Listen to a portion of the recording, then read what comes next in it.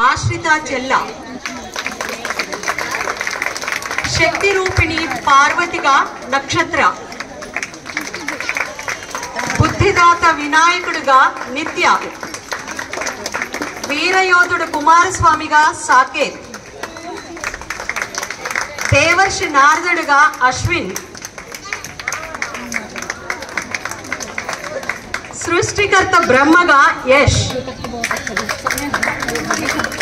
ప్రియమైన చెలికెత్తెగా ఆశ్రిత విశ్వాస్, ప్రత్యేకమైన పాత్రధారులుగా మహిరక్ష్ మరియు శివ, మూషికంగా నైతిక్. మరి నాటకాన్ని ప్రారంభించేద్దామా?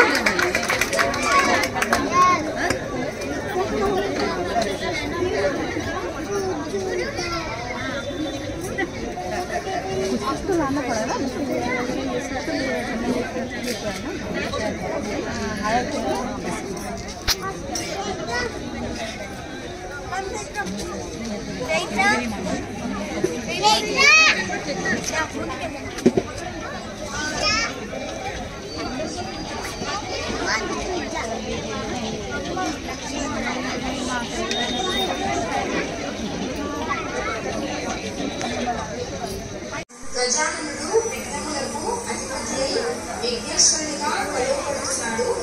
అందుకు ఈ చిన్న కథ ఉదాహరణ. ఇప్పుడు దీన్ని నాటక రూపంలో చూడండి.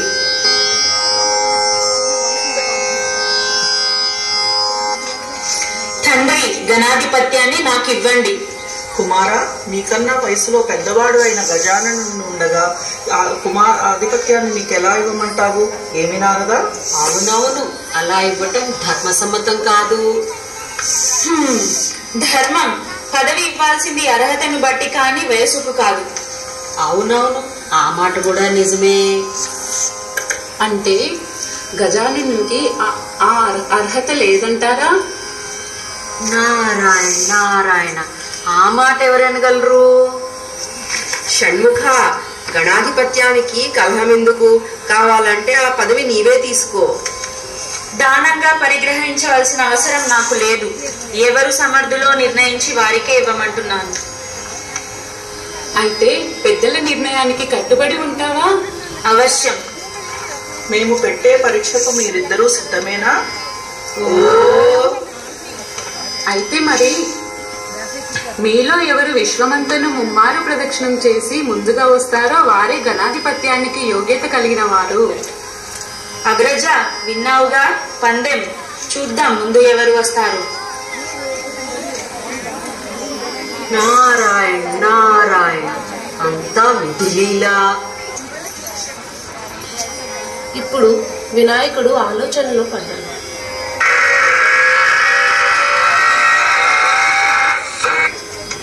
మీలో ఎవరు విశ్వమంతను ముమ్మారు ప్రదక్షిణం చేసి ముందుగా వస్తారో వారే గణాధిపత్యానికి యోగ్యత కలిగిన వారు. అమ్మా, ఎందుకమ్మా ఇలాంటి పరీక్ష పెట్టావు? కుమారుని వలె నాకు తగిన వాహనము లేదు, అతనంత శరీర లాఘవము లేదు. మరి విశ్వ ప్రదక్షిణం ఎలా చేయమంటావమ్మా? వినాయకుడు ఆలోచించి, అమ్మా, నీ ఆంతర్యం అర్థమైందమ్మా.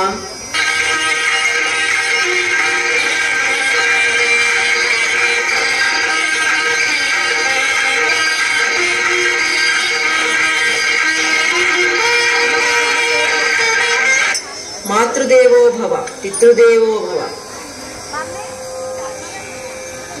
నారాయణ నారాయణ, ఏం గజానన, పందెం అనగానే కుమారస్వామి తల్లిదండ్రులకు పాదాభివందనం అయినా చేయకుండా బయలుదేరాడే. మరి నువ్వు ఇక్కడే కూర్చుంటే ఎలాగయ్యా?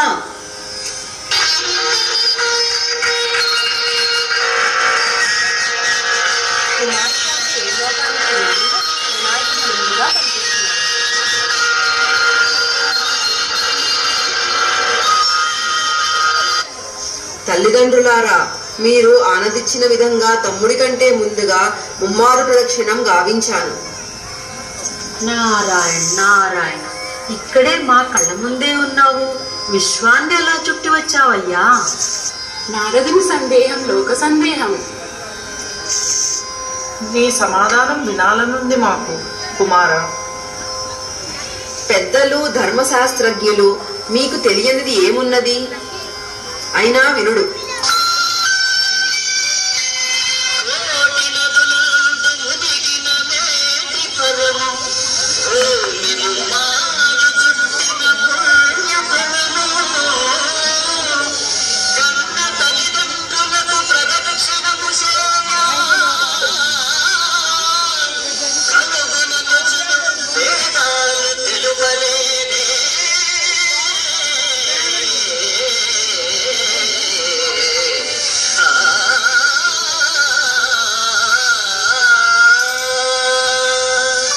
నేను అదే చేశాను తండ్రి.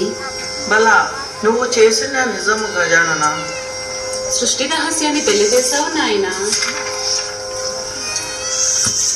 బుద్ధితో పరీక్షను చేయించావు గజానన.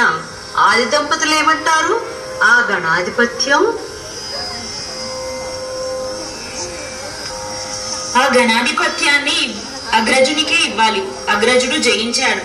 అహంకారంతో ప్రవర్తించినందుకు నన్ను క్షమించండి. ఇప్పుడు మనసారా నా ఓటమిని అంగీకరిస్తున్నాను. కానీ నాదొక చిన్న సందేహం. ఏమిటది కుమారా? ఏముంది? గజాననకి శీఘ్రలాఘవము లేదు, వాహనము లేదు. మరి నాకంటే ముందుగా విశ్వ ప్రదక్షిణ ఎలా గావించినాడు? అదే కదా కుమారా? అదే. ఆ సందేహము గజాననుడే తీరుస్తాడు. కుమార, నిజానికి నేను ఇక్కడ కైలాసంలోనే ఉన్నాను. మాతాపితరులకు ముమ్మారు ప్రదక్షిణం చేశాను.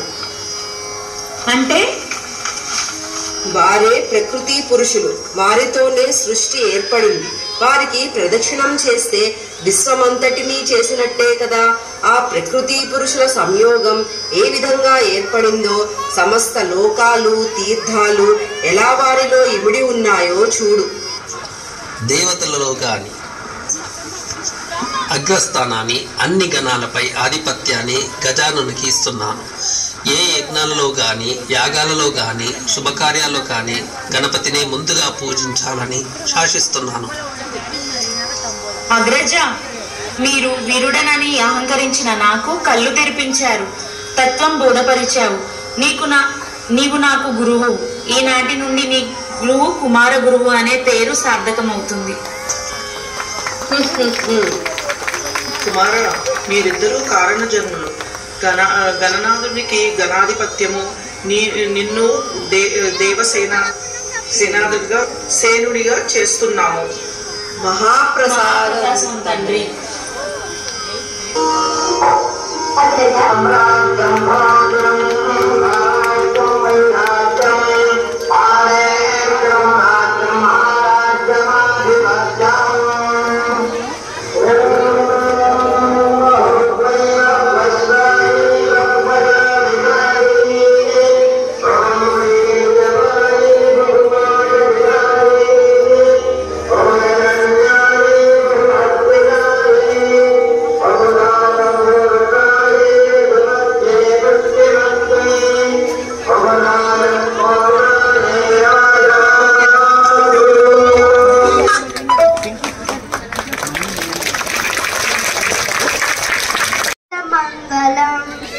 సదాశివుని పుత్రునికి సర్వమంగళం. మంగళమణి మంగళమణి మంగళమనరే, మంగళమణి పాడరే మన గణనాథునకు. శుభమంగళమణి పాడరే మన గణనాథునకు. జయ మంగళమణి పాడరే మన గణనాథునకు.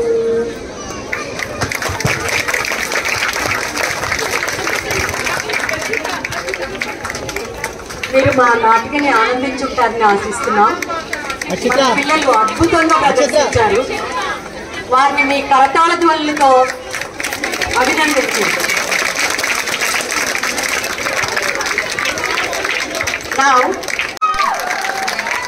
మరి వీళ్ళందరికీ కంఠధ్వని సహకారం అదేనండి, వాయిస్ ఓవర్ అంటారు కదా, అందించిన వారిని వేదిక మీదకి రావాల్సిందిగా కోరుతున్నాను. శివుడికి Mrs Vardhini, please come on the stage. పార్వతికి మిసెస్ లహరి, వినాయకుడికి మిసెస్ పద్మలత, కుమారస్వామికి మిసెస్ నిఖిత, ఆకాశవాణి మిసెస్ నిశ్చల, బ్రహ్మకి Mr Sasi. Please come on the stage if you are here.